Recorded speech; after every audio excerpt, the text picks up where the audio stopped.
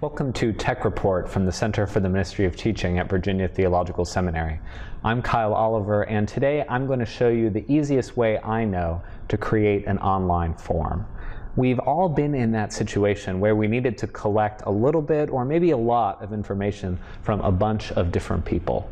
We all know how badly that can go if we try to do it via email. It fills up our box. They don't necessarily give us the information in the format that we need it in. There's got to be a better way, and indeed there is. There's lots of wonderful online form creation tools out there, but for my money, the simplest and easiest one is one that you probably already have access to if you have a Google account. It's called Google Forms, and it's a part of Google Drive.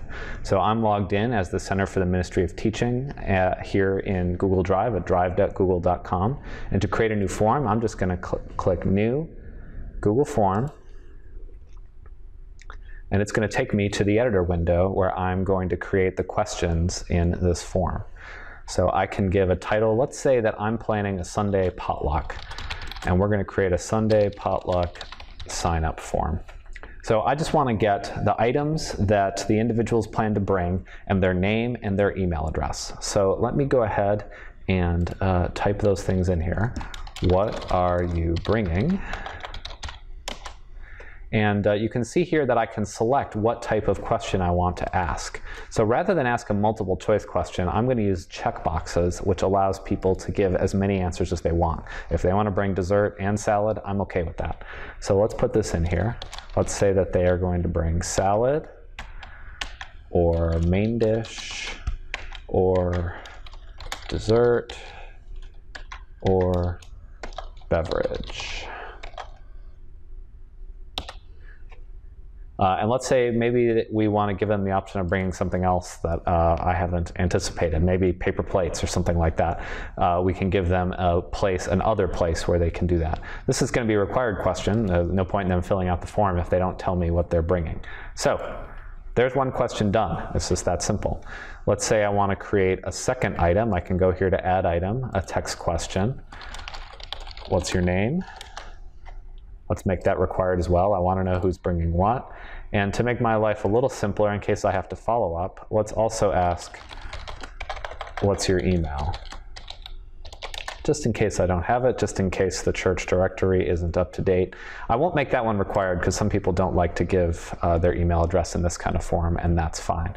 I will say I had a question. Someone told me that Google does not allow you to collect email addresses with a form, but I did a little research and that doesn't seem to be the case. So I don't think you need to be worried about collecting email addresses, although again, some people don't like to give their email address in a form like this.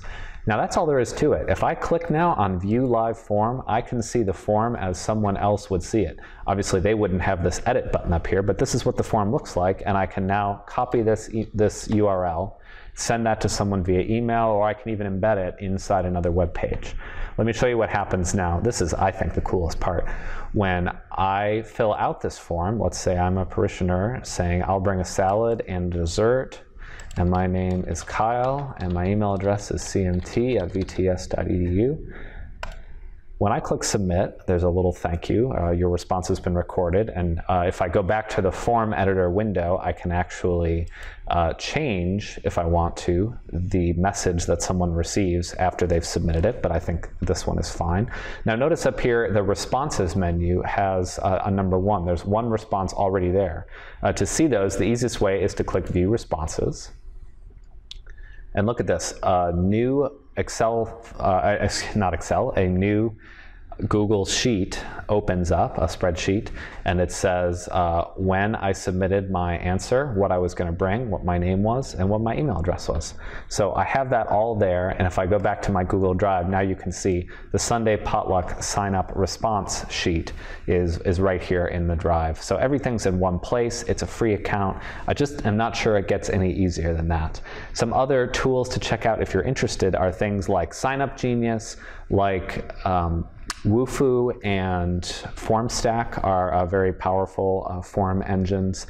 Of course, you've probably done a survey via SurveyMonkey or another survey form, but for my money, for a simple quick and dirty evaluation, sign-up sheet, etc. I don't think it gets any easier than Google Forms.